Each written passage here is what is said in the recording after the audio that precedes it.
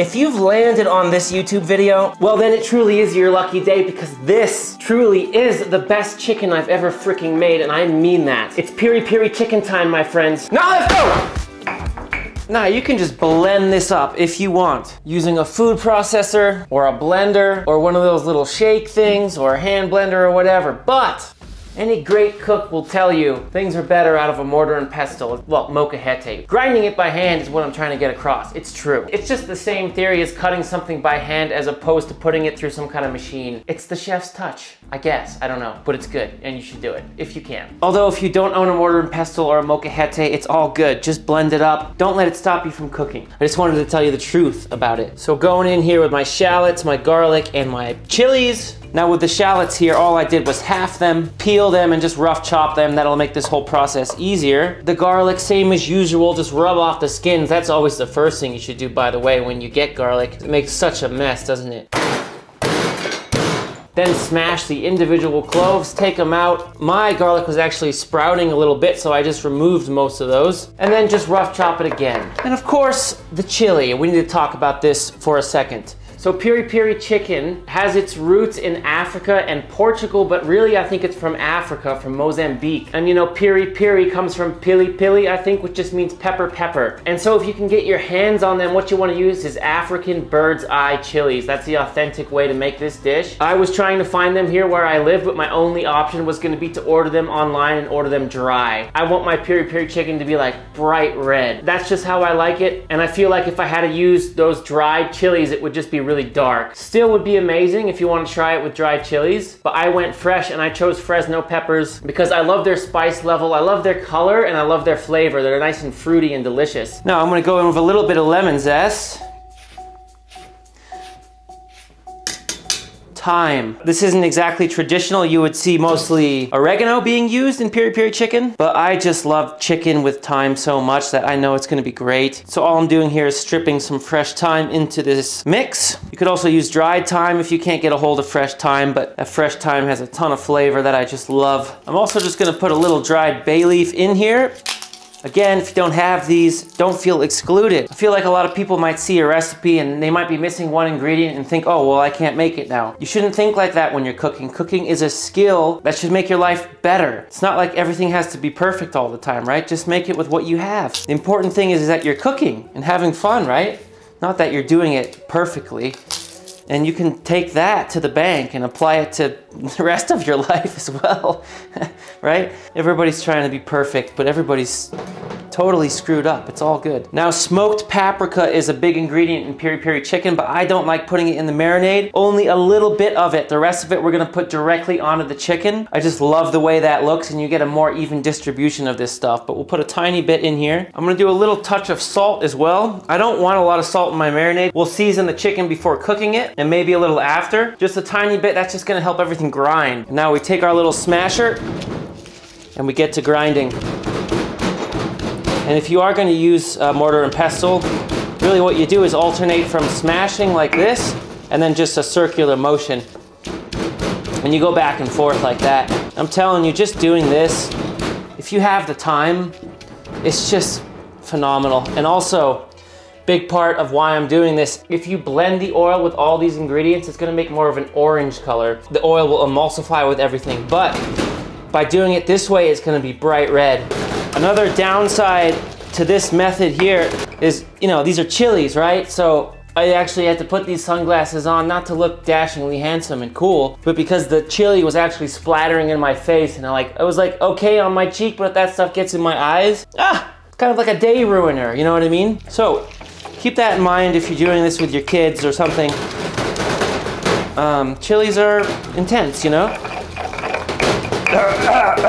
There's also some kind of poison gas coming out of this. Totally worth it, man. This is gonna be the best peri-peri chicken outside of Africa, I'll say. Better than Nando's for my UK audience? Come on, are you kidding me? Better than Nando's? What, are you crazy?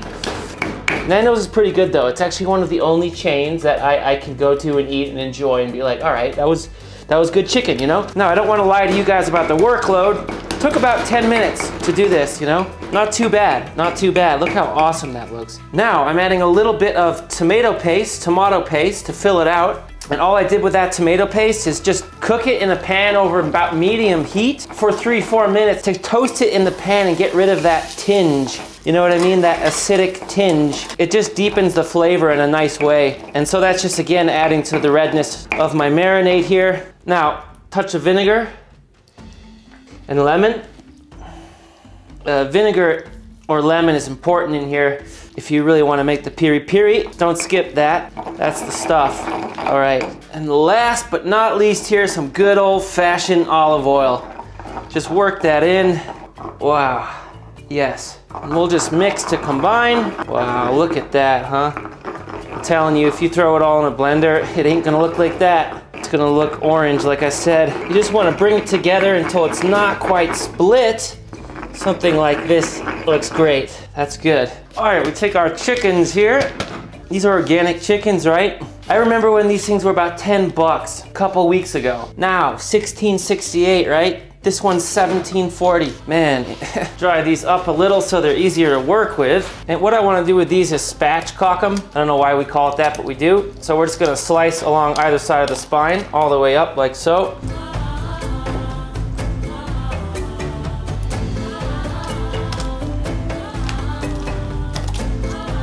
There we go, lickety split, that's out. And with this spine here, I'll just brown that off in the bottom of a pot. I'll add some water, simple celery, carrot, onion, make a quick broth, right, to have around. Now, flip it over. What we're gonna do, like a little CPR motion, and just flatten it down.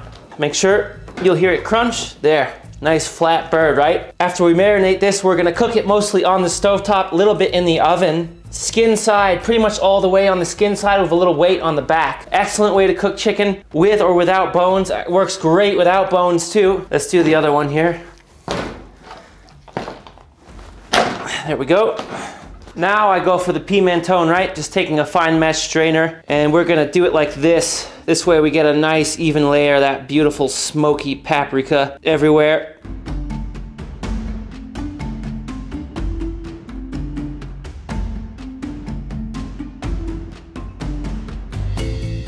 Nice, and I'll actually flip these over and do that cavity side as well, especially up here on those wings. Kind of hard to get from the other side, so we'll hit those. And then a lighter layer on this side, just so it's there. We don't need to go crazy with it. We just take a quick second here to appreciate my peri-peri marinade because, I mean, come on.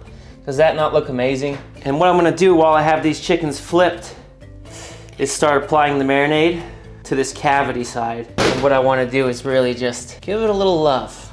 Actual, real life, godly love. Just work it in a little bit. Now, I'm gonna go ahead and flip that into the bowl I'm gonna marinate it in, and then apply the rest of the marinade in the bowl. That way I don't lose a bunch on the board. Get it everywhere, get it into its little wing armpits here, right? I'm in heaven. I'm in heaven right now. Here comes its friend right there on top. You know what position it's in. We're a family channel, I can't tell you, but there it is. And just apply all the marinade, scrapey, onwards and upwards, my friends. And there she is in all her glory, peri-peri chicken. Now, the last thing to do is just to give it the old catering wrap. Catering wrap means you don't just go over the top. You go around the bottom like this, and then over the top. That way, if you accidentally drop this thing, it's not gonna spill out everywhere, which is nice, because I have dropped it, and this technique has saved me. Now, I'm gonna do this anywhere from 24 to 48 hours. I haven't decided yet, but yeah, I'm going for it. I'm not gonna do any camera magic and go cook it right away. Think about it this way. I put way too much work and love and tender, loving care into that marinade, bashing it up by hand and burning my eyeballs. To just go and cook this right away, that would be insane, right? Let's put it to work. Into the fridge, obviously, right? You guys know that. This fridge over here, dent-free, okay? Dent-free. This fridge over here, woo! Huh? That one? What's up? I'll see you tomorrow, or like in 2 days. All right, I went for the full 24. And if you have the foresight here, you could even do this an entire extra day. It would be awesome. Nothing wrong with that. Now we're gonna get our chickens out here. What I'm gonna do is Obviously, we don't want to cook this marinade, right? It'll just burn. Do your best just to scrape some away. You can leave a little on there like so, but I'm scraping it away and I'm putting it into a pot. I'm gonna re-cook this marinade. I'm gonna cut it with a little bit of butter in the end and glaze it back onto these. You don't have to do this, but I'm telling you, I do that with jerk chicken marinade as well because of all the acidity that's in the marinade. The lemon juice, the vinegar, that is gonna go so well with just a little bit of butter to balance it out, and we'll use that and paint it back on these birds kind of near the end of the cooking process, right? Yes! And then I'm gonna just take what's in the bowl here and dump it out into the pot as well. Wow, don't wanna waste this marinade, you know? You'll have a different respect for it once you've pounded it by hand like that, you know what I mean? Yeah, I mean, look at all that I got out. We're gonna use all that flavor and we're gonna get it back onto the chickens. Now for my technique here, I'm gonna go for a pan situation with weight on the chicken. If you want, you can take this outside, throw it on the grill. That would be fantastic, incredible. In fact, that's what I would do in the summer. If you wanna smoke it, that would also be incredible. If you wanna bake it or just roast it in the oven straight up to make it easy, that will be fine. I don't want anything to stop you from cooking. Yes, but I have 2 large pans, bam, bam. Chickens are gonna go skin side down each of the pans. I have 2 heavier pans to weigh it down. We're just gonna take some foil for our heavy pans and just wrap it around just so it won't come off. Like that is good. Obviously, we don't want the bottom of a pan touching our chicken. That's why we wrap it in foil. Not a huge fan of foil, but for this purpose, I like it. Now, with our heavy pans, we're gonna put them right into a 400-degree oven to heat up. And now with our chickens, I'm gonna season them right now. As you know, there's a little bit of seasoning in the marinade, but it needs this extra salt, right? Make sure to get under those wings. Also, just grab these legs, flip back, do the cavity in the back of the wings and the back of the legs here, flip back down. And when you season, guys, always go up like this. You wanna do it from a high distance, right? It just makes it even, makes it so you don't get it all in one spot, right? Again, with those legs, we just grab it like that. Bam, bam, bam. Okay, now our birds are nicely seasoned. And Sergeant Gilbert reporting for duty! Some people were obviously missing Sergeant Gilbert. As a lot of you know, Master Sergeant Gilbert is now in play, but Sergeant Gilbert will always be called upon. So just a little pepper here. Don't even have to do this. There's obviously enough spice on here already, but I think it'll be good. Okay, my friends, the time has come. Let's cook the birds. All right, let's fire these up. And we'll just light up our little stick of sandalwood. And we'll quickly just bless anybody who's watching this YouTube video. I have my pans on high just to get a little heat into them. They've been on high for about 3 minutes. I'm gonna now turn it down to just medium high, medium. I don't want these chickens to get too much color too fast because we're gonna cook them pretty much all the way on the skin side and then finish them off in the oven. I'm doing olive oil, just feels right for this. If you have a really quality olive oil, maybe don't do that, but this is a good one for high heat cooking. You'll hear a lot of people tell you never to cook with high heat and olive oil. Well, I would just say, go try to tell that to Italy and see how they laugh in your face, right? You can absolutely do it. But if you have some really expensive, super extra virgin olive oil, don't use that, you know? Pans are hot. Drop our first chicken here. Now let's drop the other one. Just keeping that heat at medium now, turning the heat even a touch under medium. These are gonna come out quite dark on the skin side. That is what they should look like, almost barbecued. All right, now our weight pans have been in the oven for 10 minutes. Time to drop it on and push down a little with a towel, obviously. Next one, on she goes.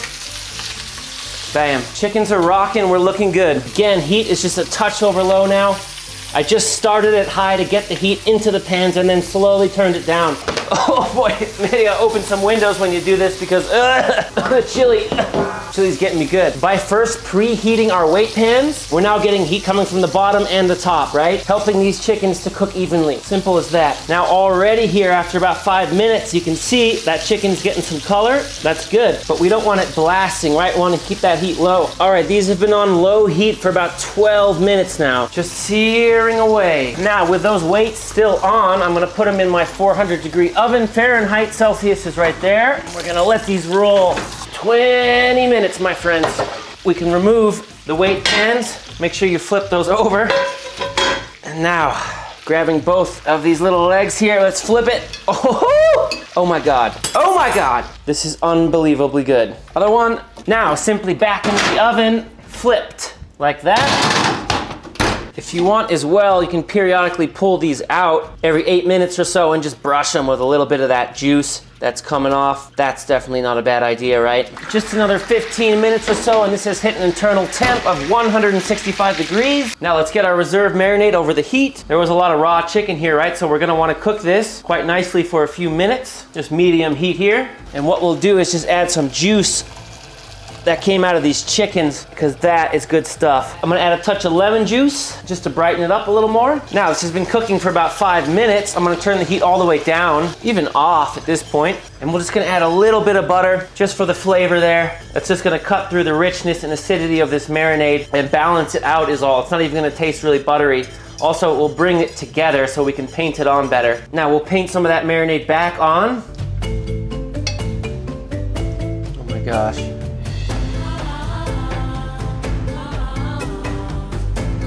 And just back in the oven for a few minutes so that skin can crisp up. Quick lesson in sauces real quick. You see how that split? Keep the heat just a touch over low.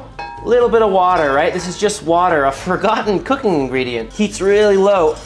Now, just work it back together. I swear water will fix so many sauces. You just wanna keep that heat really, really low. Add a little more water if you see it's still splitting, and it will really, truly bring it back together. Now I can actually use that as a sauce over the chicken. Okay, let's go, let's go, let's go. Man, oh my.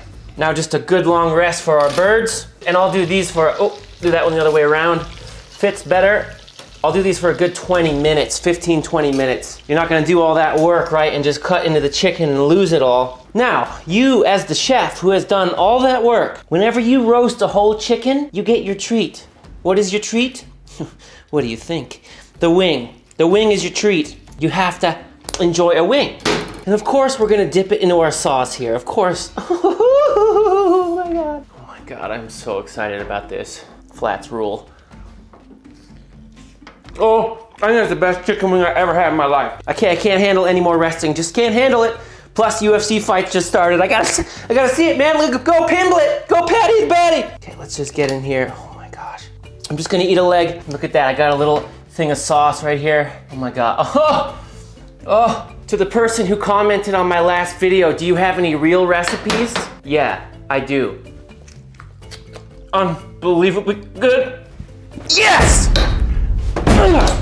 I want to cry. Legitimately, no word of a lie, based on my recent memory and culinary history, I have never in my life tried better chicken than this. As YouTube people, as social media people, we say like, this is the best, please try this, I swear this is the best. I always mean it, but this time I really freaking mean it. Please make this. Until next time, you know I love you and I'm out.